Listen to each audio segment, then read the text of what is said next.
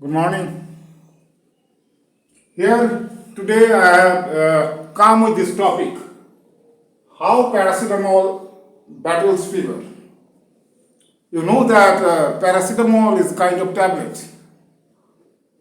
It's a medication which we normally use to get relief from fever and pain. Okay, that is known to you. Here in this lecture, I want to discuss how this medication, how this tablet works in our body, okay, to reduce fever and to reduce pain. First of all, you should know that paracetamol, this medication, it is available over the counter, okay, and it actually does not heal the underlying cause of fever. Rather, it alleviates symptoms of fever. Okay. It reduces the body temperature, means it reduces the fever by different way, and it reduces the pain also. So, how this tablet works in our body, that is the matter of discussion in this lecture or in this video. So here I have written 5 key points how this tablet or how this medication works in our body. This paracetamol, it is also known as acetaminophen in some regions. Okay, mostly it is known as paracetamol, but in some regions it is known as also acetaminophen. So I am coming to the first point: inhibition of prostaglandin synthesis. Prostaglandin synthesis. What is prostaglandin? Prostaglandin is produced in our body. Everywhere it is produced whenever there is a need of production of prostaglandin in our body. If there is a need of production of prostaglandin in our body, then prostaglandins are produced. What is the need? It works as prostaglandins, these chemicals, works as inflammatory response. And if there is some injury or pain in our body, then in those locations prostaglandins are produced. And for the production of prostaglandin, one enzyme is required. That enzyme is known as cyclooxygenase, or in short COX. Okay, that enzyme is required for the production of prostaglandins. So, what does paracetamol do in our body? Paracetamol primarily inhibits the production of that enzyme cyclooxygenase. Okay, it inhibits the production of synthesis of cyclooxygenase. And if cyclooxygenase, that enzyme, is not produced in our body, okay, if the production of that thing is hampered in our body, then what will happen? Automatically prostaglandin will not be produced. And if prostaglandin is not produced in our body, then what will happen? You won't feel the pain. Am I right? Because prostaglandins work as a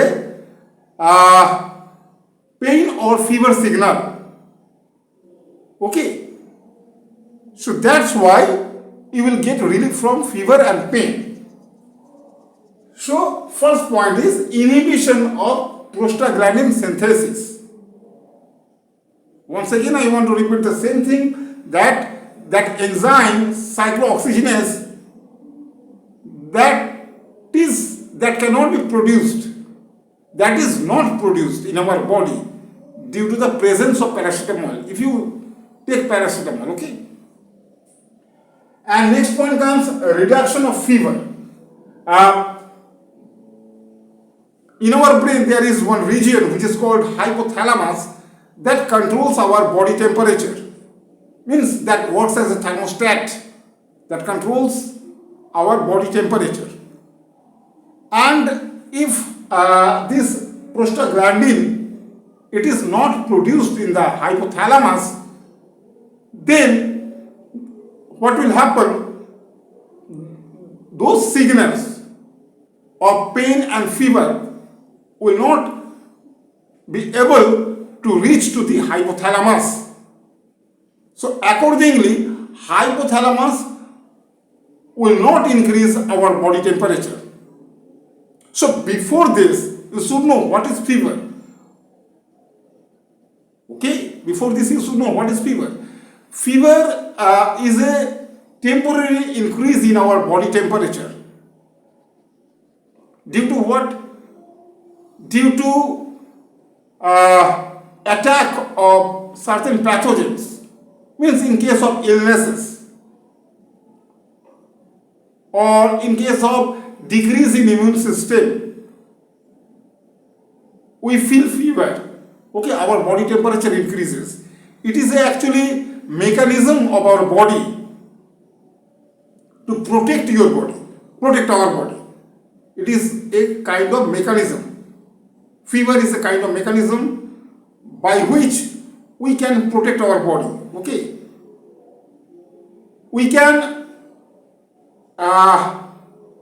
impede the growth of pathogens by increasing the body temperature. So that increase in body temperature is done by hypothalamus. Okay.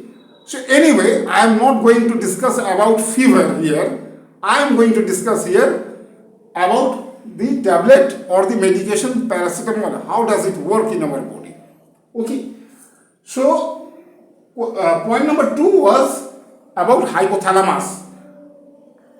Prostaglandins are not produced in the hypothalamus due to the presence of paracetamol in your body. If you take paracetamol, okay, if you ingest paracetamol, in that case, that will happen. So that way, the temperature of the body will not increase. Or if already there is an increase of temperature of the body, then that will be reduced. Okay. And next comes pain relief. Of course, body parts where pain is present. So prostaglandins are produced where pain is present. So due to the intake of paracetamol tablets, prostaglandins won't be produced.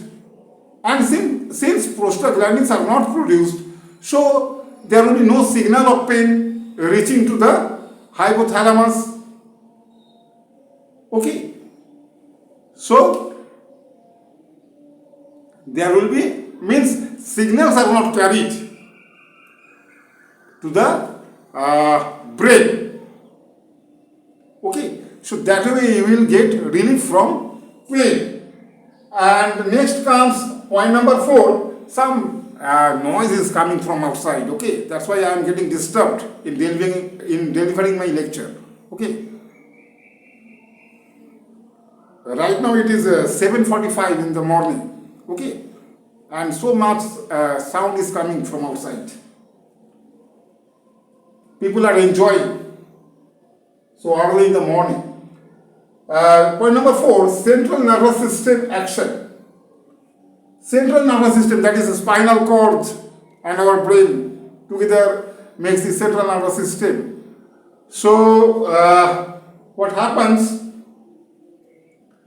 due to the presence of, due to the absence of prostaglandins,